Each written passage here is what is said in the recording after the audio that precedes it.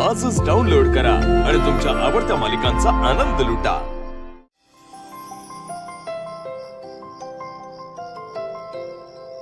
तुळजा रात्री झाडांजवळ जायचं नसतं, ती झोपलेली असतात। आणि असं काय म्हणून बघतेस त्यांच्याकडे? काही नाही रे, असाच विचार करत होते। पावसाळा आला ना की ही झाडं पण आपल्यावर अवलंबून नसतात, त्यांना त्यांचाच ओलावा मिळतो।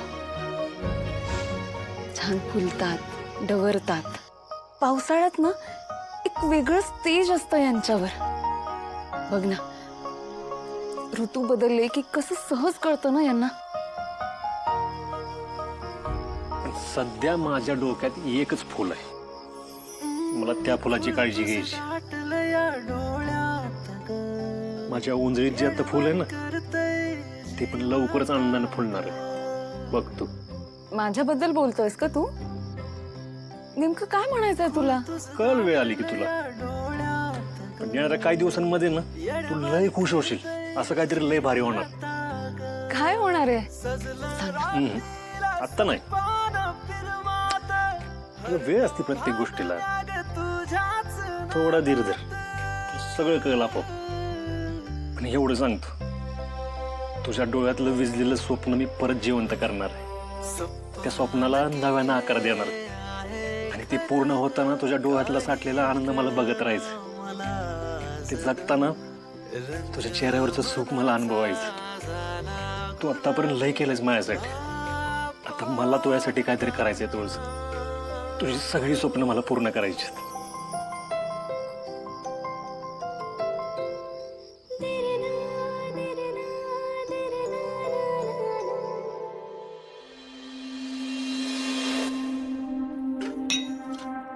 ओ मातोश्री, आम्ही काय म्हणतोय ते नीट ऐका।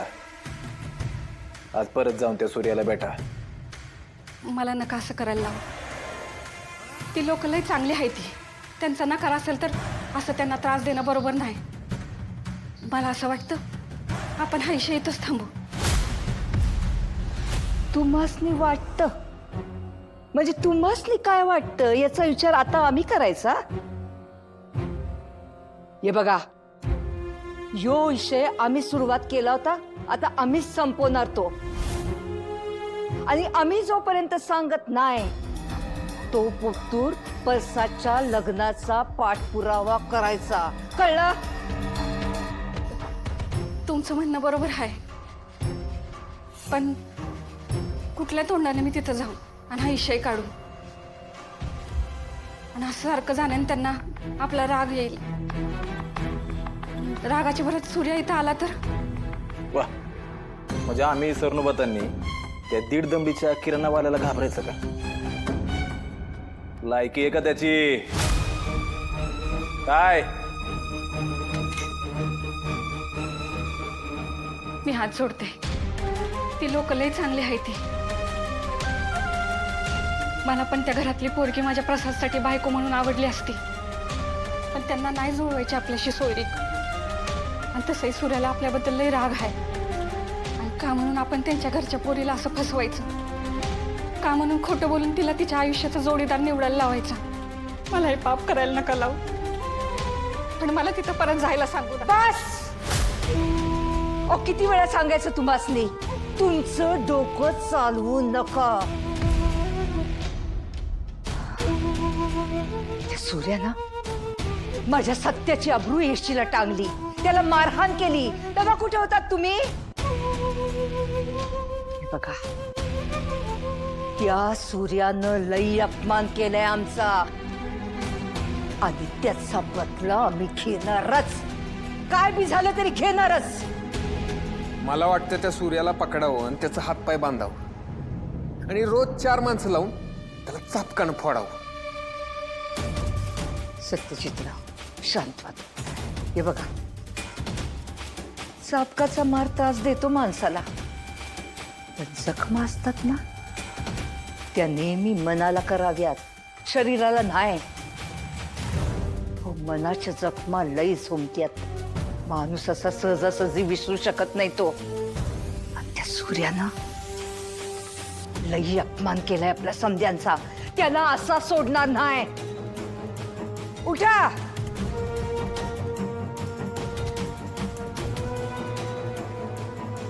त्या सूर्याच्या घरी जा आणि तिला पटवून द्या की परसाचं आणि त्याच्या बहिणीचं लगीन होणं लई गरजेचं आहे. गरजेचं आहे. हो पण मी काय म्हणते, बस. आता एक सबूत बी तोंडात न निघता कामा नये. त्या सूर्याच्या घरी जायचं आणि त्याचं मन वळवायचं. त्याचं मन वळत नसल तर त्याच्या बायकोला गाठायचं, कुठं बी, रानात, रस्त्यात, जिथं कुठं असेल तिथं.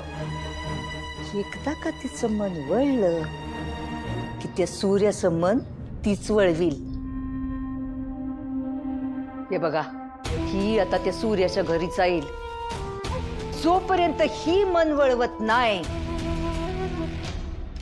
तोपर्यंत हिच्या लेकाला खायला देऊ नका. कळलं? नका असं करू, मी हात जोडते. तुम्ही म्हणाल तसं करीन.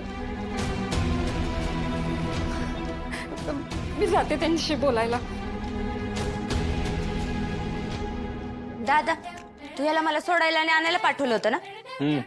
पण हा बघ, हसतच माझ्या मागं मागं फिरत असतो. तसं काय माझा बॉडीगार्ड लागून गेलाय. माझा बॉस असल्यासारखं वागवतो मला. दादा काय पण सांगती. हिला फक्त मी म्हटलं होतं की मी झेरॉक्स काढतो म्हणून, पण नाही, ती चिडून निघून गेली. आता त्या दुकानावर काय झालं असतं हिला तर ती माझी जबाबदारी होती का नाही? ते काही असू दे दादा, मी याच्यासोबत क्लासला जाणार नाही म्हणजे नाही. भागे, मी बाकी सगळं ऐक ना तुझं, पण हे ऐकणार नाही. तुला क्लासला जावं लागेल आणि ते पण पुढे बरोबरच. आणि मला पुण्याला जायचंय आज, महत्वाचं काम आहे. तू असंच करतो दादा. आता हा परत मैत्रिणी असताना माझ्या मागं मागं आला तर मला कसं तरी वाटतं. अरे ते काही नाही, तू याला सांगून ठेव, काही झालं तरी माझ्या मागं मागं करायचं नाही. दादा हिला सांग, ही अशी वागलेलं मला चालणार नाही. आणि तुला जर पाहिजे असेल ना की मी हिची काळजी घ्यावी तर हिने माझं ऐकलं पाहिजे, नाहीतर मी नाही जात हिला सोडायला. दुसऱ्या कोणाला तर पाठव. तू कोण आहे रे येणार? मीच सांगते तुला, मलाच नाही तुझ्या सोबत. ऐका दादा कशी बोलती, काय कळत नाही हिला कसं बोलावून काय. तुला लय कळतं ना? आपल्यापेक्षा जास्तच कळतं. आला मोठा शहाणा. यार बस. काय चाललंय सगळं? भागे, तू काय लहान आहेस का आता? दादा, तू याला का नाही बोलत? बस म्हणलं ना, बस. पुढे तू हिची नीट काळजी घ्यायची. तुला याच्याबरोबरच क्लासला जायला लागल आणि याचं ऐकावं पण लागल. आणि हे सगळं मीच त्याला करायला सांगितले तुझ्या सुरक्षेसाठी. काय बघतेस ना रोज काय काय बातम्या ऐकायला मिळतात ते. आणि तू क्लासला एकटीनं जायचं नाही आपलं ठरलं होतं ना, म्हणून तर मी तुला क्लासला पाठवतोय. तेव्हा पुढ्या तुझ्याबरोबर क्लासला येणार. तू जिथं जाशील तिथं तू येणार. भागे, अगं ऐक भागे, तुझ्यासाठी चाललं नाही सगळं. आई पोरगी पुढे बघ, लहान आहे ती, तू सांभाळून घे. भांडू नको त्याच्याबरोबर. भांडण आणि मी शक्य तरी आहे का दादा? अरे माझ्या एवढा समजूतदार गावात कोण नाही, माहिती आहे ना तुला. माहिती की तुझा समजूतदारपणा कळाला आता मला. म्हणजे कळलंय तुला. येतो मी. हा, चांगलंच कळलंय मला.